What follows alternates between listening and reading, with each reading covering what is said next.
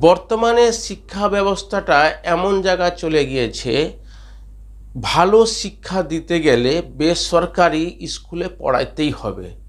তাই উত্তর দিনাজপুর জেলার কালিয়াগঞ্জের কোরপুর এলাকাতে একটি বেসরকারি স্কুলের পথ চলা শুরু হয়েছে 2023 সাল থেকে।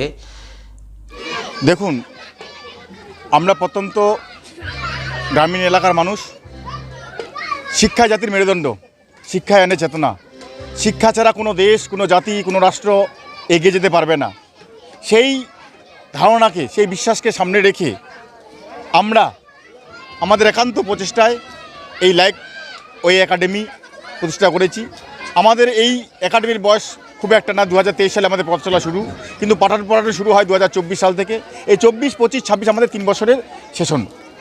যখন শুরু করেছিলেন কতজন ছাত্রছাত্রী, এখন বর্তমানে কতজন ছাত্রছাত্রী? আমরা যখন শুরু করি তখন আমাদের স্টুডেন্ট সংখ্যা ছিল 65 জনের মতো। এখন বর্তমানে আমাদের ছাত্রছাত্রীর সংখ্যা 150, মানে 150 জন। আমরা আরও আশা করছি যে আগামীতে আরও আমাদের লাইফ একাডেমির যে ছাত্র শিক্ষার্থী এবং আমাদের যে শিক্ষক শিক্ষিকা, সেগুলো আরও দিনকে দিন বাড়বে এবং শিক্ষার পরিবেশটাও আরও বাড়বে। কী কী সুবিধা রয়েছে আপনাদের স্কুলে? আমাদের স্কুলটা মূলত বাংলা মাধ্যম। আমরা এই এলাকার সার্বিক অভিভাবকদের কথা চিন্তা ভাবনা করে খুব স্বল্প মূল্যে, মানে ন্যূনতম, যেটা না নিলে নয়, সেই ন্যূনতম মূল্যে আমরা এখানে বাংলা যে পুঁথিগত শিক্ষা সেটা আমরা যেমন প্রদান করছি, পাশাপাশি নাচ গান আবৃত্তি আর্ট সেগুলি তো আছেই। এছাড়াও আমাদের এখানে বিশেষভাবে নীতি শিক্ষারও দেওয়া হয়। ইংলিশ বা হিন্দি? ইংলিশটা আমাদের এখানে করা হয়, হিন্দিটা আমরা রাখিনি। ভবিষ্যতে হয়তো আরও চেষ্টা করবো, যেমন কম্পিউটার আমাদের আছে। এখন তো অনেক অভিভাবকরা চায় হস্টেল হলে ভালো হতো।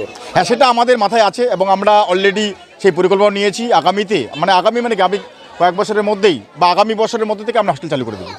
আপনার নাম ও পরিচয়? আমার নাম প্রবোধ দেবশর্মা, লাইফ ওয়ে একাডেমির আমি ডিরেক্টর। স্কুলের পথ চলা আমাদের শুরু হলো আজ 3 বছর হলো শুরু করছি। তো স্কুল আস্তে আস্তে আমাদের যা ছাত্র সংখ্যা ছিল এখন সেখানে 150 জনে দাঁড়িয়েছে। আর স্কুল নিয়ে আমাদের ভাবনা চিন্তার বিষয় হচ্ছে যে আমরা অনেক কিছু এর মধ্যে নথিভুক্ত করেছি। নতুন কম্পিউটার, নাচ গান আঁকা সবই চলছে। সংস্কৃতটা আমাদের নেই, এখন আস্তে আস্তে করা হচ্ছে যে সংস্কৃতটা আমাদের সাবজেক্টের মধ্যে ঢোকাতে হবে। কোন ক্লাস থেকে কোন ক্লাস অবধি পড়াচ্ছেন? আমাদের আছে এখানে নার্সারি থেকে ক্লাস 4 পর্যন্ত। পরবর্তী বছর হয়তো আমরা 5ম শ্রেণী খুলতে পারবো। আপনার নাম ও পরিচয়? আমার নাম হচ্ছে অনিমেষ সেনগুপ্ত। আমি এই স্কুলটা কোথায় রয়েছে? বাঘন বটতলি, এটা হচ্ছে চেকপোস্ট। সরাসরি আমাদের এই যে কর্ণপুর চেকপোস্ট বাঘন সেখানে আসতে পারে, অথবা আমাদের ফোন নাম্বার দেওয়া আছে।